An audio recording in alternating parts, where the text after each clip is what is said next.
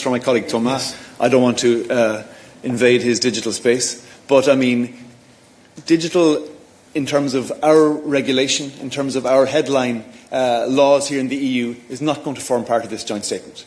So you can take that as fact. How the politics develop about this going forward, those are separate questions. We're talking now, let me just be totally clear about what's happening here, folks. So, on Sunday, the two presidents reached a deal, a political agreement.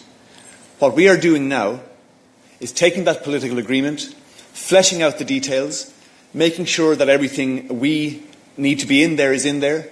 That will lead to a joint statement. I can't tell you precisely when that joint statement will be ready, but it should be soon. That joint statement itself is not a legally binding document, but rather it's a roadmap. It's a political commitment, a series of political commitments, if you like. And from that, we can generate the stability I talked about, the predictability I talked about, that we can get back to doing what we do best in terms of transatlantic trade and investment. Our companies, our deeply integrated supply chains, moving products and services across the Atlantic on a daily basis, worth €1.6 trillion annually.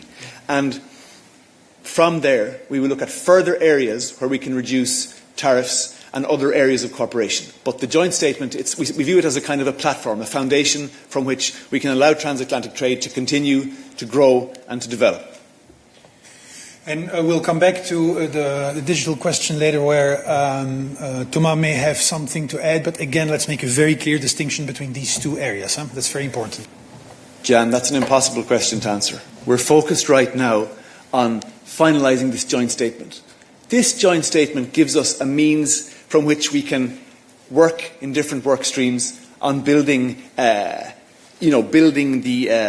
trade and investment relationship, on finding areas where we can reduce tariffs. And yes, it's not a legally binding document, but it is the platform towards more legally binding ways of cooperation. So we talk, for example, or we will talk in the joint statement about working more together on economic security, on tackling shared problems like unfair trade practices, overcapacity from third countries. So in all these areas, we're giving clear political signals, and we take the work from there.